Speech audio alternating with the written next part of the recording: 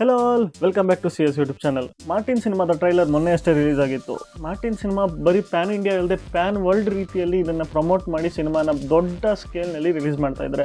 ಇದರ ಟ್ರೈಲರ್ ಮೊನ್ನೆ ಅಷ್ಟೇ ರಿಲೀಸ್ ಆಗಿ ಒಂದು ದೊಡ್ಡ ಸೌಂಡ್ನ ಮಾಡ್ತಾ ಇದೆ. ಈ ಸಿನಿಮಾಗೆ ಬಾಲಿವುಡ್ನಿಂದ ಯಾವ ರೀತಿ ರೆಸ್ಪಾನ್ಸ್ ಬರ್ತಾ ಇದೆ, ಈ ಟ್ರೈಲರ್ ನೋಡಿದಂಥ ಬಾಲಿವುಡ್ ಜನ, ಬಾಲಿವುಡ್ ಕ್ರಿಟಿಕ್ಸು ಯಾವ ರೀತಿ ಇದನ್ನು ಪ್ರಮೋಟ್ ಮಾಡ್ತಾ ಇದ್ದಾರೆ ಅದ್ರ ಬಗ್ಗೆ ಈ ವಿಡಿಯೋದಲ್ಲಿ ಹೇಳ್ತೀನಿ. ಅದಕ್ಕೆ ಮುಂಚೆ ನೀವಿನ್ನು ನಮ್ಮ ಚಾನಲ್ಗೆ ಸಬ್ಸ್ಕ್ರೈಬ್ ಆಗಿಲ್ಲ ಅಂದರೆ ಇವಾಗಲೇ ಸಬ್ಸ್ಕ್ರೈಬ್ ಮಾಡ್ಕೊಳ್ಳಿ, ಹಾಗೆ ಪಕ್ಕದಲ್ಲಿರೋ ಬೆಲ್ ಐಕನ್ ಕೂಡ ಪ್ರೆಸ್ ಮಾಡಿ ಅಂತ ಹೇಳ್ತಾ ಬನ್ನಿ ವಿಡಿಯೋ ಶುರು ಮಾಡೋಣ.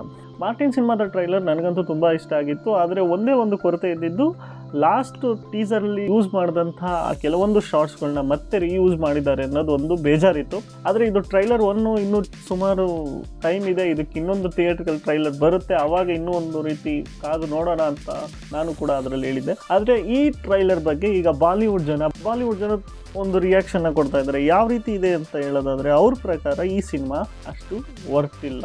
ಈ ಸಿನಿಮಾಗೆ ಯಾವುದೇ ರೀತಿ ಒಳ್ಳೆ VFX ಯೂಸ್ ಮಾಡಿಲ್ಲ. ಧ್ರುವ ಸರ್ಜಾ ಅವರ ಲುಕ್ ಆಗಲಿ, ಅವ್ರ ಆ್ಯಕ್ಟಿಂಗು, ಅವ್ರ ಫೇಸ್ ರಿಯಾಕ್ಷನ್ ಯಾವುದೂ ಚೆನ್ನಾಗಿಲ್ಲ.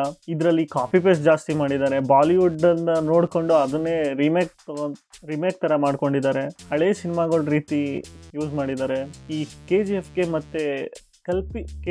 ಮತ್ತು ಕಲ್ಕಿ ಸಿನಿಮಾಗೆ ಹೋಲಿಸಿ ಇದು ಯಾವುದೇ ರೀತಿ ಅವೆರಡಕ್ಕೂ ಸಮ ಇಲ್ಲ, ಇದು ಅಷ್ಟು ಒಳ್ಳೆ ಪ್ರಾಡಕ್ಟ್ ಅಲ್ಲ ಅನ್ನೋ ರೀತಿಯಲ್ಲಿ ಕ್ರಿಟಿಕ್ಸ್ಗಳು ತಮ್ಮ ರಿವ್ಯೂಸ್ಗಳಲ್ಲಿ ಬರ್ಕೊತಾ ಇದ್ದಾರೆ. ಅದರಿಂದ ಈ ಮಾರ್ಟಿನ್ ಸಿನಿಮಾಗೆ ಮುಂದೆ ಇಂಪ್ಯಾಕ್ಟ್ ಆಗ್ಬೋದು ಅನಿಸುತ್ತೆ. ಥಿಯೇಟ್ರಿಕಲ್ಲೇ ಆಗಿರ್ಬೋದು, ಜನ ಥಿಯೇಟ್ರಿಗೆ ಬರೋದ್ರಿಂದ ಆಗಿರ್ಬೋದು.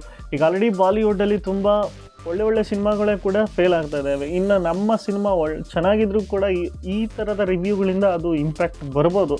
ಆದರೆ ನಾನು ಹೇಳೋದೇನೆಂದರೆ, ಇವರು ಯಾವುದೇ ಒಂದು ಸಿನಿಮಾಗೆ ಇನ್ನೊಂದು ಸಿನಿಮಾನ ಕಂಪೇರ್ ಮಾಡೋದು ಸರಿ ಇಲ್ಲ. ಒಂದು KGF ಅಂದರೆ ಅದಕ್ಕೆ KGF ಅದೇ ಅಂತ ಒಂದು ಯೂನಿಕ್ನೆಸ್ ಇರುತ್ತೆ. ಕಲ್ಕಿ ಅಂದರೆ ಅದಕ್ಕೆ ಕಲ್ಕಿದೆ ಒಂದು ಯೂನಿಕ್ನೆಸ್ ಇರುತ್ತೆ. ಅದೇ ರೀತಿ ಮಾರ್ಟಿನ್ ಸಿನಿಮಾ ಕೂಡ ಒಂದು ಯೂನಿಕ್ನೆಸ್ ಇರುತ್ತೆ. ಇವರು ಸಹ ಸುಮಾರು ಕೋಟಿಗಳಷ್ಟು ಖರ್ಚು ಮಾಡಿ ಸಿನಿಮಾಗಳನ್ನ ಮಾಡಿರ್ತಾರೆ. ಅದು ಒಂದೇ ಒಂದು ಟ್ರೈಲರ್ ಬಿಟ್ನ ನೋಡಿ ಇವರು ಡಿಸಿಷನ್ ತೊಗೊಳ್ಳೋದು ತಪ್ಪಾಗುತ್ತೆ. ಸಿನಿಮಾ ನೋಡಿದ್ಮೇಲೆ ಸಿನಿಮಾ ಯಾವ ರೀತಿ ಇದೆ, ಅದಕ್ಕೆ ಯಾವ ರೇಟಿಂಗ್ ಕೊಡಬೇಕು ಅನ್ನೋದು ನೆಕ್ಸ್ಟ್ ಹೇಳಬೇಕು. ಈ ಟ್ರೈಲರ್ ಬರೀ ಪ್ಯಾನ್ ಇಂಡಿಯಾಗೋಸ್ಕರ ಮಾಡಿದ್ದಲ್ಲ, ಇದು ಪ್ಯಾನ್ ವರ್ಲ್ಡ್ಗೋಸ್ಕರ ಮಾಡಿದ್ದು. ಅದಕ್ಕೋಸ್ಕರನೇ ಸ್ವಲ್ಪ ಹಳೆ ಸೀನ್ಗಳನ್ನ, ಬೆಸ್ಟ್ ಸೀನ್ಗಳಂತ ಏನಿದ್ವು ಅವನ್ನ ಯೂಸ್ ಮಾಡಿದ್ರೆ. ಬಟ್ ಇದರಲ್ಲಿ ಇನ್ನೂ VFX ವರ್ಕು ನಡೀತಾ ಇರೋದ್ರಿಂದ ಅದು ಸ್ವಲ್ಪ ಟ್ರೈಲರ್ನಲ್ಲಿ ಅಷ್ಟು ಕ್ಲಿಯರಾಗಿ ಕಾಣಿಸ್ತಾ ಇಲ್ಲ ಅಂತಲೇ ಹೇಳ್ಬೋದು. ಇನ್ನು ಬಾಲಿವುಡ್ ಜನಕ್ಕೆ ಹೇಳೋದಾದರೆ, ಈ ಸಿನಿಮಾನ ದಯವಿಟ್ಟು ಫಸ್ಟು ಮೂವಿನ ನೋಡಿ ಆಮೇಲೆ ರಿವ್ಯೂಗಳನ್ನ ಕೊಡಿ.